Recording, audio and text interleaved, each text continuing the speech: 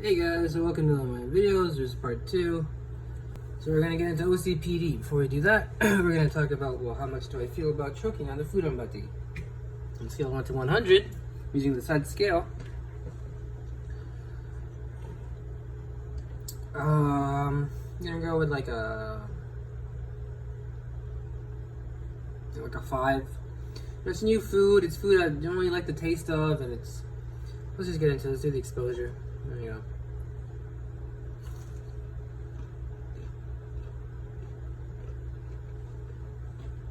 OCD seems like something I do, and OCPD is like my life. It's ingrained in me.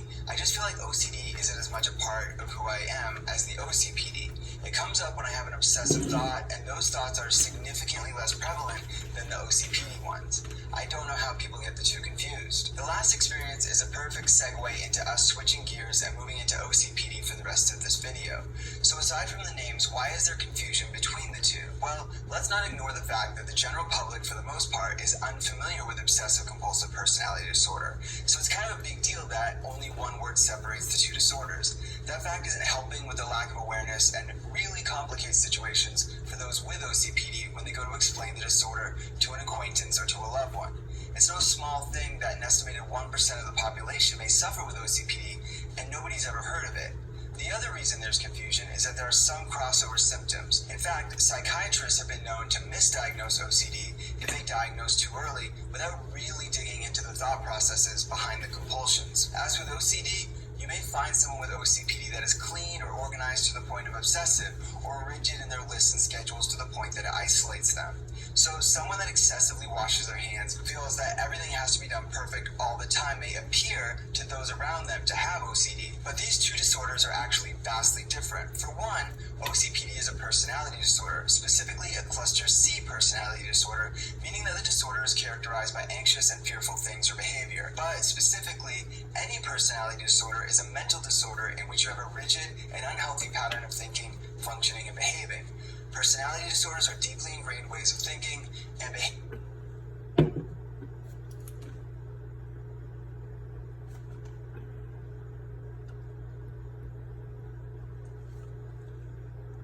that are inflexible and generally lead to impaired relationships with others. In layman's terms... Sorry guys, I was just taking some notes down. He was saying so much stuff. I'll stop doing that. Just listen. OCPD is a way of thinking instead of just having intrusive thoughts. It governs everything you do, from choices about what restaurant to eat at to how to treat people in different social situations. With OCPD, you also find a lot of projection of the disorder. So the rules that one sets for themselves can also be demanded of others. This makes being in a relationship with someone with OCPD, whether romantic or on a professional basis, extremely challenging. Some that have experienced this have gone so far as to say impossible. Although it might be easy to spot someone that displays the compulsive symptoms of OCPD, what you may be missing are the even more serious and harmful sides of the disorder. These may include inflexibility, perfectionism, fixation with rules, preoccupation with work, and a propensity for anger when feeling out of control. Another important difference is that it's incredibly uncommon for someone with OCPD to accept a formal diagnosis. Where with OCD, those suffering are acutely aware that they have the disorder, those with OCPD usually believe that they are perfectly fine and it is everyone else that is in the wrong. Most of the time, someone with OCPD will never seek out treatment, and if they do, only a small percentage of those will come to terms with the diagnosis and then go on to begin treatment. I'll defer again to another person I've been talking to about their experience with the disorder. They told me that OCPD is more on an analytical level. It's when you think through the details of every little thing. It's hard to make simple choices, and it causes us to struggle with making the easiest of decisions. It is also the reason that we are constantly on the defensive and feel the need to always argue that we are right. And as we put so much thought into things, more so than anyone else, we believe that we are always right. When we do anything, it's either spontaneous because we're too overwhelmed to think something through, or we feel as though we're an expert because we're so certain and calculated. Yes, we can seem just as obsessive as someone with OCD, but our obsessions are based on logic, not fear of unreasonable outcomes. All that said, I won't be visiting this particular topic again for a while, so let me break this down for you one last time in my own words. OCPD is like looking at the world through a bad pair of contacts that you believe to be the correct prescription. Everyone else is seeing the world the way it's supposed to be viewed, but you're going around insisting that you're the only one looking at it correctly. It doesn't matter how much harm it causes to yourself, how infuriating it is to others, it's either your way or the highway. OCD is like needing a pair of glasses and only having a bad pair handy. You know they aren't the right ones, but it's all you have at your disposal to try and see things correctly.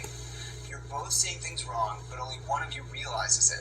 OCD causes you to repeat odd behavior to alleviate unwanted thoughts, and OCPD causes you to behave in a manner that only you deem acceptable. Damn the consequences. I'm going to end this video in much the same way I ended my previous one.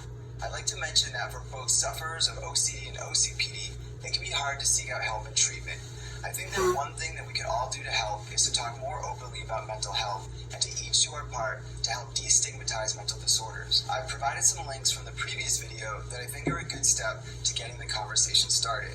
I've also included some links to sites that I think may offer some relief for those wanting to get things out into the open. Thanks everyone for watching all the way until the end. Oh, and I want to give a shout out to my brother Louis Rosignol. I've mentioned him on this channel before. This is off topic. He's an incredibly talented artist and he's just started his own YouTube channel. So I'm going to link to both his YouTube channel and his Instagram in the description of this video, and you won't regret hopping on over there and checking him out. Anyway, don't forget while you're here to hit that subscribe button and to take a look around. And remember, I'll be uploading a companion video to this episode as well. As always, please share your thoughts and questions in the comments.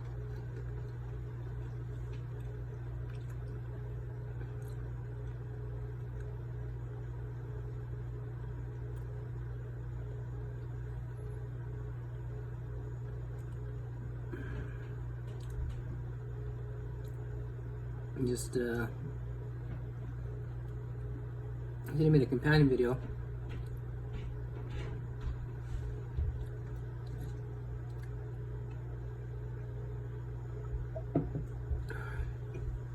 See if so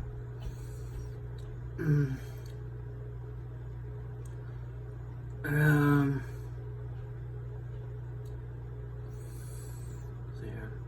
Translate. What is ASMR? Office.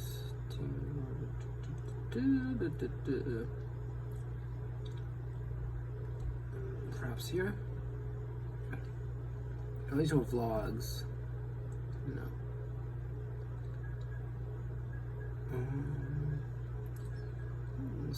It's got to be in here. Psychology and self-help.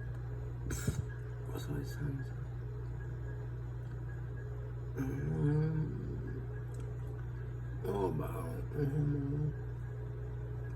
What the heck is mindful? Okay, my last one made no sense about cheese. Okay, if you did make a companion video, I don't see it here. That's okay. That's okay. Alright. I have another video we're gonna watch then.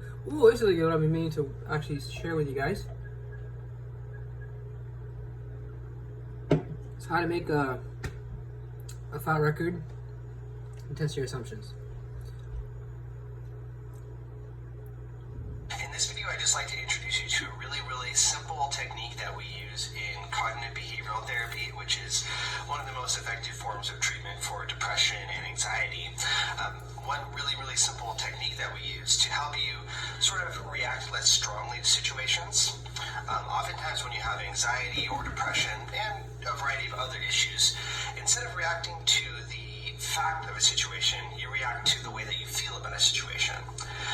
There's a thing called mental filtering that we often do, where we look at a situation and we pull out all the negative pieces of it and we use those as the facts of the matter, and we just use that to inform our opinion about the situation. So for instance, if you walk into a room and nobody says hi to you, you might pick out all of the negative pieces of that. You say, okay, well, nobody said hi to me, so that must mean that they don't care about me. That must mean that they don't want me to be there. I noticed that, people are busy doing other things, so obviously they care less about me than what they're doing, and blah, blah, blah, blah, blah. And you pull out all the negative aspects of that. Now, often what that does is it sort of reinforces the way that we already feel about ourselves. So we have this sort of internal picture of who we are and what we represent and the way that we feel like we should be treated. And we find the evidence out in the world that supports that, even if there's more evidence than that out there. So, when you think about it, our assumptions about a situation or our feelings about a situation, often our thoughts about a situation, they're not necessarily the end-all be-all. And I think it's really important adopt a more scientific approach. Like in the scientific method, what you would say is that you have a hypothesis about something. A hypothesis means a guess about something that you think might be true. So for instance, when I did my dissertation research on internet therapy, my hypothesis was that a certain type of person would be more inclined to do internet therapy than face-to-face therapy. That was my hypothesis, a guess, a hunch. I didn't know that was going to be true for sure, but that was the guess that I had going into it. So in the approach that I'm talking about here, it's very, very helpful for you to think about your initial interpretations of something, your gut reaction to something, and your assumptions as hypotheses rather than the fact of the matter. And so the exercise that you can do is to sort of evaluate that hypothesis, to evaluate that guess that you have and see whether it holds up or not. Because again, when you're in the grips of depression or in the grips of anxiety, you're going to tend to use that mental filtering. You're going to tend to pull out all the negative aspects or the aspects that support the hypothesis that you have about yourself rather than seeing the whole field of what's out there. So the exercise itself is very simple. It's a 2-column exercise. So basically, you just draw a line like this down a sheet of paper. And at the top, you want to write what your assumption is. So for instance, one that happens to me all the time is that I don't hear from my wife for a little bit when she's out with the babies, and I think that they got in a car accident, right? So my hypothesis is that they were in a car accident.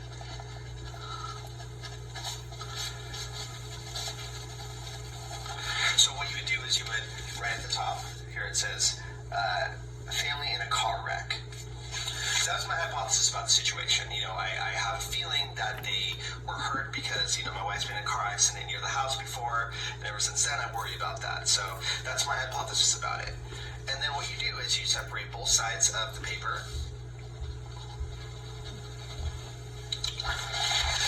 into for and against. So one column is evidence that supports that hypothesis. One column is evidence that goes against that hypothesis.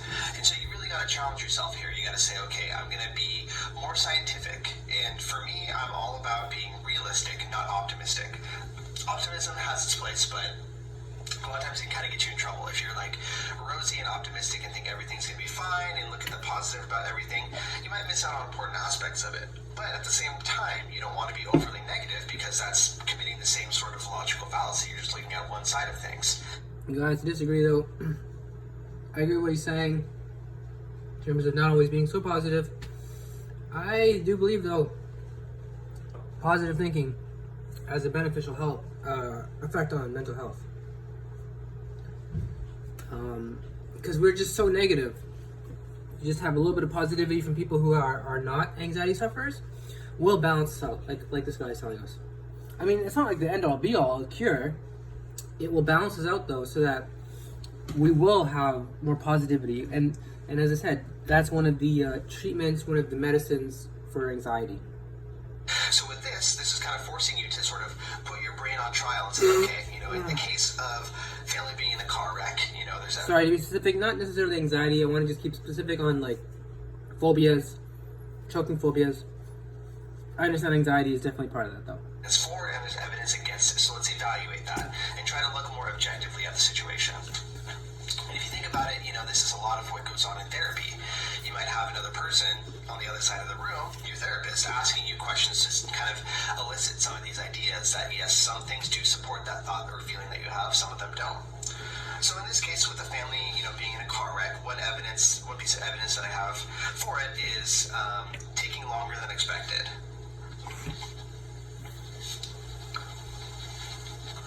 So right now, just taking longer than expected. Sorry, I mess with the focus here. You can only see a little bit in my little viewfinder, so you get the point. So taking longer than expected. That's one piece of evidence that, does lend itself to thinking that maybe something happened. Another piece of evidence there is that my wife isn't answering my texts. So in this case, I texted her and she didn't say anything back. I'm like, hey, you alive? It's taken a while. Are you okay? Just give me some sign of life. And it's taken a while for her to text back. I haven't seen anything back from that. On the other side, evidence against it, one thing that I could write is that I know where she was going in town, and sometimes there's just a lot of traffic there, and it takes a lot of time to get through the parking lots and things like that. So I could put lots of traffic in that area. So there, lots of traffic in that area. So again, I know that there's a lot of traffic that goes on in the parking lots and just the area surrounding where she was at, shopping or whatever. And so, it's reasonable to expect that that's probably the case today as well. Another piece of evidence that's against that is that she's working with 2 kids, and it's hard to get to the phone to text or write or answer anything that I sent to her. So I could write down having both kids makes it hard to answer me. Okay, I'm just trying to wrap up here. The limit of anxiety was a 5. See what it is now.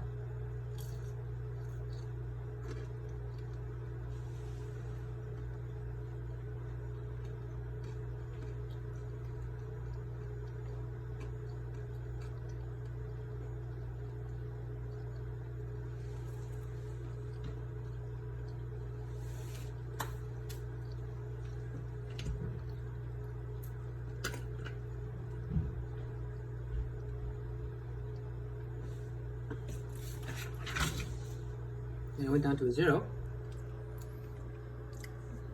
So this is Mr. Oh, I don't know who this guy is. On YouTube. He's really interesting. I want to actually talk about what he said first, and then I'll talk about the OCPD, and then I'll talk about my future plans for the videos. Just stay tuned for part 3. Coming up very soon.